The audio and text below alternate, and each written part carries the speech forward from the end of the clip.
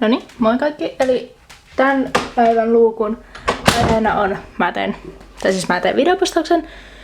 Ja tosiaan mun huoneesta on toivottu aika paljon tämmöistä selostusta, kuvia ja tällainen, niin mä nyt päätin toteuttaa sen tässä 4. luukussa.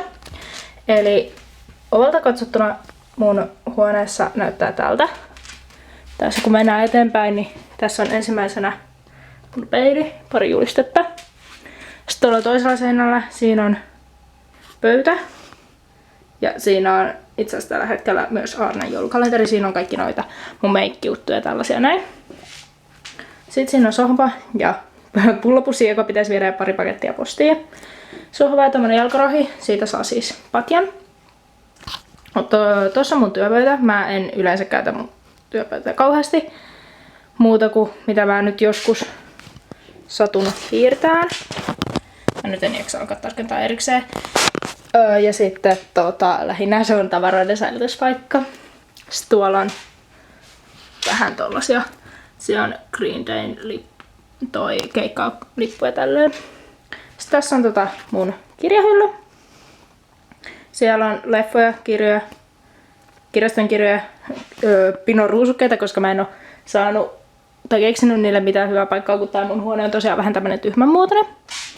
Sitten tässä hyllyn päällä on tosiaan, siinä on kuva, jonka Anna on antanut mulle joskus. Se on musta ja Vilmasta. Se onkohan mä sitä... Mä en oikein osaa käyttää tätä kameravideopuolta vielä. Mutta sit siinä on meidän ton kouluporukan kuva, Riikan ylioppilaskiitoskortti ja kuva musta ja Annusta. Sitten tää mun huoneen toinen puoli. Näyttää tosiaan täältä.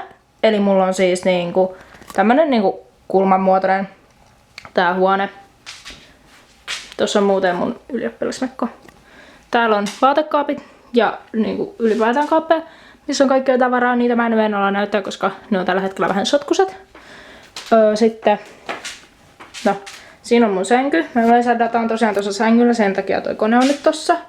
Ja siellä on myös mun pehmolelut, joista mä oon tuon pöllön ja valan mä oon saanut, pöllön ja ton pingviinin mä oon saanut Aarnelta ja ton valaan mä sain, olikohan se Annolta tai Liinalta. Mä nyt en anteeksi vaan muista. Sitten tässä sänkyy vastapäätä, siinä on tämmönen hyllykkä. Siellä vähän lisää kirjoja. Sitten tossa on toi kortti, mistä mä puhuin silloin mun synttäreiden aikaan, minkä on Annu ja Liina tehnyt. Sitten tossa on joitakin laukkuja, loput on tuolla valkoisissa kaapeissa. Sitten, no, yöpöytä, ihan tavallinen. Sitten tosiaan mun huoneessa on, ei kun niin, näytetään toi vielä. Sitten tossa on tämmönen seinä, mihin mä oon kerännyt kaikkea. Siinä on muun muassa kuva musta ja Annusta katujuhlissa. Sitten siinä on elokuvalippuja, kortteja, mitä mulle on lähetetty ulkomailta. Sitten kun mä olin kattoo ton Tykin Stake-esityksen, niin sen toi juliste, muutamia keikkalippuja ja juttu Green Daystä. Niin, sitä tosiaan mun huoneesta pääsee parvekkeella.